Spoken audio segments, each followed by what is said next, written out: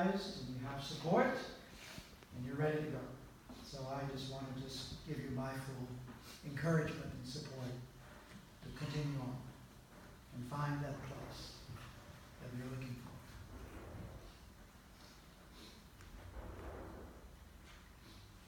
2 years, excuse me, my voice is kind of thin this morning. 2 years ago, when I had the privilege of preaching from this pulpit, the sermon then was entitled, "The Better Angels of Our Nature." It was delivered a few weeks before the presidential election. And now, as we approach the midterm elections, I'm choosing the same subject. It's kind of a coincidence that I did that. I didn't realize it in a moment that, oh yeah, that's what I talked about 2 years ago. But much of the sermon today is influenced by a book that I read a few months ago, written by John Mitchum, which I highly recommend if you're interested, entitled "The Soul of America and the Better Angels of Our Nature." Now, Meacham acknowledges that he was motivated to write this book based on his reaction to the August 2017 conflict in Charlottesville, Virginia, that was instigated by a group of armed white nationalists whose actions were triggered by the removal of the Robert E. Lee statue from a public park. Remember? The turbulence then escalated when Donald Trump's commentary to the effect that there were very fine people on both sides. Well, okay, that may be true to some extent, but it brought praise for the president from the former Ku Klux Klan wizard, David Duke. Now, Meacham points out those situations like Charlottesville have been going on intermittently since the country's formation. And with our present hostile political divisions, Meacham believes that we should expect fear-driven demons to attempt to increase their influence upon our country. Who has the power to prevail over such demons? Better angels,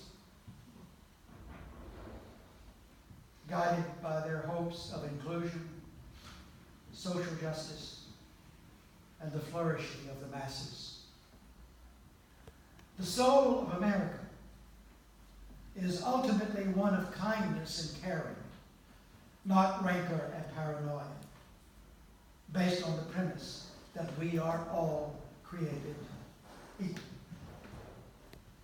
Now, Meacham wants to remind us that the current political turmoil is not unprecedented. That as a nation, we have survived times worse than this. Hard times have fallen on America throughout our 242-year history as a country. That's often brought out the worst among many of us. Racism and hatred have flourished in the past. And panic has often prevailed.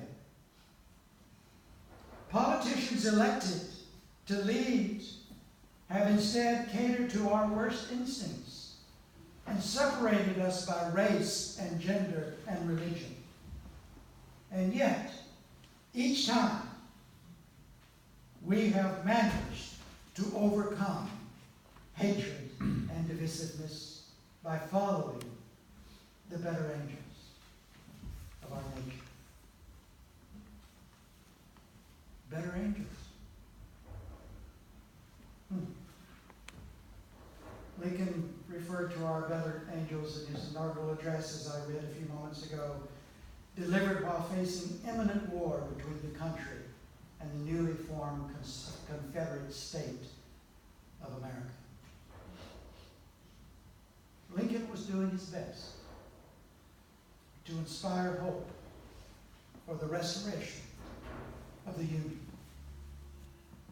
he concluded his address by saying that the emerging split could be healed if Americans rededicated themselves to achieving domestic camaraderie, which could only occur when people became touched, as they surely will be, by the better nature, by the better angels of their nature. Now, alas, of course, Lincoln's eloquent words did not induce enough angels to work their magic on a divided nation, and the war came.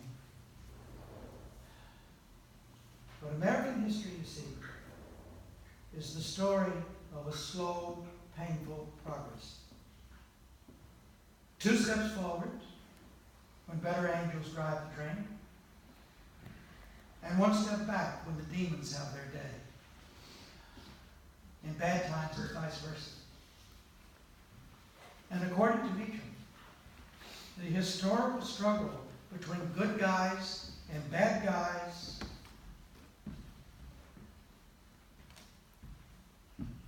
naturally creates centers around the presidency. That's where the power is. And it's also the federal government's only elected position where the office holder's constituency is not his district or his state, but the whole country. Now, recently, I have come to observe more and more clearly the political polarization of our nation. And looking at it and studying it, it's been happening for the last 50 years, more or less. For example, in 1960, in 1960, 5% of Americans said that they would be uncomfortable with their son or daughter marrying someone of the other political party. 5%. That figure has now reached 40%. Today, Americans increasingly view their political opponents as not only misguided, but also, in many circumstances, as bad people whose ways of thinking are both dangerous and incomprehensible. The current rancor between red America and blue America threatens our families as people pull away from family members who vote the other way, and our democracy itself, which is based on our ability to work together across differences for the common good, the soul of America. But presently, the United States is disuniting. In fact, I have often felt and have shared my thinking with others, and they have agreed with me, or that it feels like we're in a civil war. What to do? Well, Meacham referred to domestic camaraderie, and I would build on that to say respectful relationships are the natural antidote to polarization, because polarization is sustained when we don't know one another, when we don't have civic friendships, when we stay in our silos, when we watch our favorite media and we talk about and against the other group and not with them. Am I expecting too much? My question for all of us here today is this: how do we personally regard our fellow Americans who differ from us strongly in politics and public policy? Now, maybe you've heard the adage, choose your enemies carefully, for you will become like them. Stated differently, if you demonize another group, you distort yourself and begin to look like a mirror image of them. Well, something to think about. how do we do that? How do we distort? Well, with attitudes. And there are a few attitudes that we have. I'm going to mention them. All right?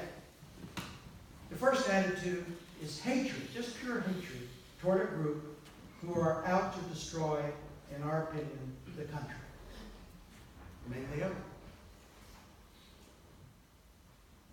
The second attitude is more common, and that is disdain for people who are ignorant and misguided and who should know better. You know what I mean? The third attitude is pity for others who have good intention, but they're ignorant and led astray by bad leaders and who need to be enlightened. There's a fourth attitude.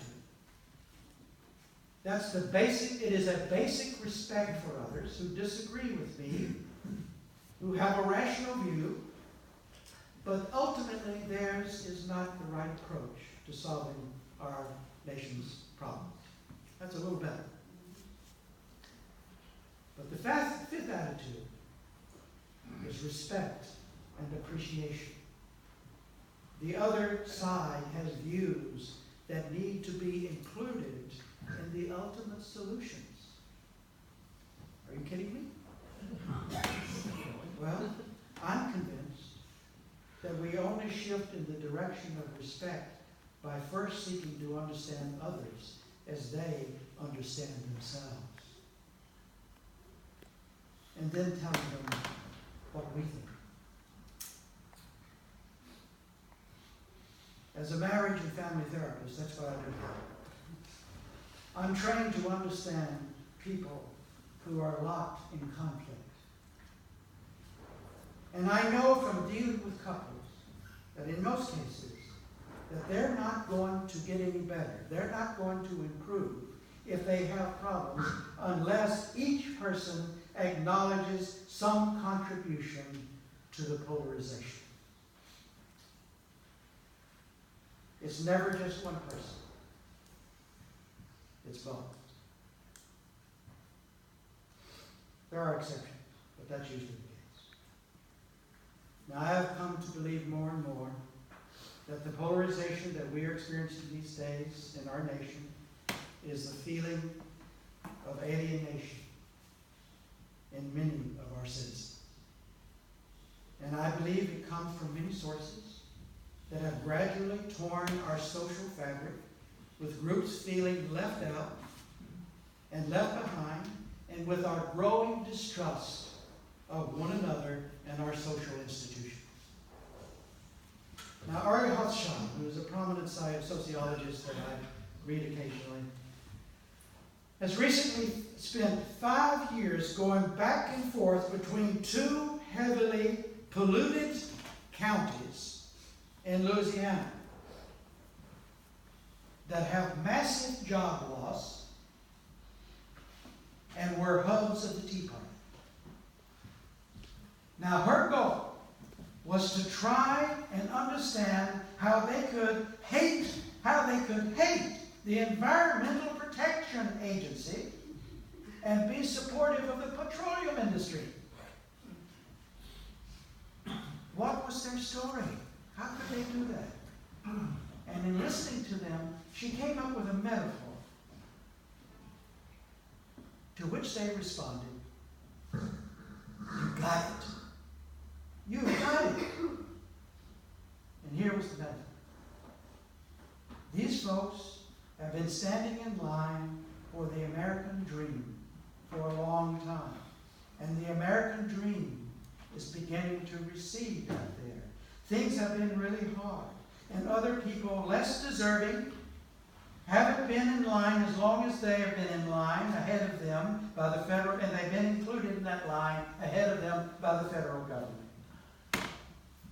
So it's immigrants and blacks and women, if you're a man, and the whole affirmative action thing, and the federal government is advocating for these people, and the American dream is now even further out.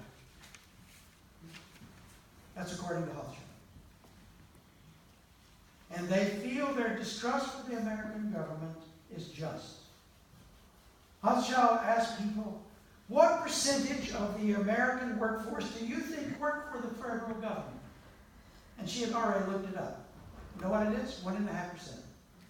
2.5% if you add the military. You know what their answer was? 40%. People thought that 40% of the American workforce worked for the government. So you have all this misinformation. I'm not judging or blaming. I'm just saying this is the state. We have all of this misinformation about the government, and you have this tremendous sense of unfairness, particularly from the white working class, about these people cutting in line who are being sponsored in line by the federal government. And then a presidential contender comes along and says, I'm with you, and you've been screwed. These guys are doing it. Rothschild experienced this firsthand when she went to a rally. It was the Trump rally. And afterwards she said, among the protesters, it was the feeling of, well, all these other people have a movement. There's the Black Civil Rights Movement. There's the women's movement. There's the immigration issue ongoing. There's the even American Indians movement. And the federal government is all behind them, and they're stopping us in making life harder. Now, I'm not saying that's true, but that's just the perception among many in our country. Now, this belief was exemplified and accented all the more recently by Rush Limbaugh. You know who he is. This is what he said on his radio show one day. These liberals, they don't believe you know how to run your own life. They think you're stupid. They think you're yahoos. They think they know better. And in fact, what they want to do is make your decisions for you. They want to have all these regulations because they think you're too stupid and you don't know how to handle your freedom. Now, that kind of attitude can come from the left as well as the right. I'm not, Not all of these people, however, are haters. But they do feel a tremendous loss of the world that they've grown up in, and a loss of opportunity for them in the country. And when there's a big group of people feeling that loss, what we humans do is to look for who caused it. And then, if someone comes along with a simple explanation, it's very potent. Now, we shouldn't psychologize this. I don't want to do that, because this is a sociological phenomenon. It's a tribal phenomenon. To psychologize it is to single out individuals as haters, and that's when we start to disdain our fellow citizens and feel morally and intellectually superior, and we play into the same dynamic, and they see it. The issues that divide us have shifted with time, but we are once again feeling like two nations.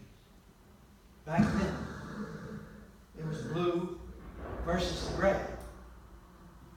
Today, it's the blue states versus the red states. It's a given that present and future leaders and followers will always have their flaws. We know that. Causing mistakes to be made and progress to be uneven, yes. But having said that, in order for smart, hope-filled people to keep the country out of the ditch will require enlightened civic engagement that Meacham calls the first duty of the American citizen. I agree with you. And so what do we do? Well, I'm not suggesting that we give up our righteous anger. I'll call it righteous, because it's looking for that which is right? But how do we do that? There are so many issues to be addressed these days. And those of us who see injustice, and racism and sexism and prejudice, in a world threatened by global warming, in a world divided by the haves and the have-nots, we have the right to speak up and to express our righteous anger and to address the issues. In fact, our commitments as a faith community here in this room, our commitments are based on our bedrock belief in the human dignity of each and every person. We also believe that we can engage in righteous anger in the service of the good. As long, now this is the catch, as long as we don't demonize those who are different. This is how progress in human rights has been made over the years of our democracy. And while we're doing that, there are a couple of other things, attitudes, I would say, that I think we need to possess to protect us from becoming demonically dogmatic. The first attitude is humility. We need to remember that our ignorance of the world around us and of life itself is so profoundly vast that it's virtually complete. We don't even know enough to know what we don't know. Remember that. We should remember that our own view of things should be fully ours, but also remember that each of us can view only one fleeting fragment of the truth. Or maybe two fragments sometimes. We would be wise to leaven our convictions with humility. That's what I'm saying. The second attitude I think we need to carry is curiosity. Whatever the topic, we would be wise to remember that there are almost certainly other people in the world who know more about it than we do. That's hard to admit, right? But we should find out who they are and add their knowledge to ours. We should remember that the only way to view something fully is by looking at it from all possible perspectives. As individuals, we have maybe only one perspective, which is why we need to add the perspective of others to our own. Curiosity. Humility, curiosity. All right. Elections, of course, involve winning and losing, but they're only a small part of democracy. Democracy, and this is the whole theme of the sermon today, is how we come together and make decisions about our common lives. It is all about collective agency. It's about acting as we, the people, in all of our differences. This requires more than mindfulness, my friends. It calls for heartfulness, the courage to stay engaged with an open heart and a determination to hold on to your faith in what connects us. It is the only way we have healthy communities and effective governance.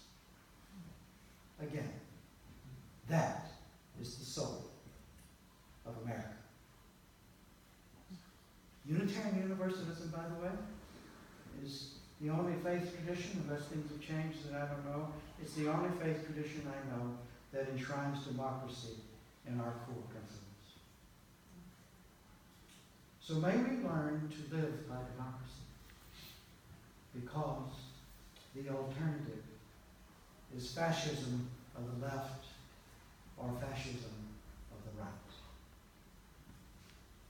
Abraham Lincoln presided over a country far more divided than ours is today.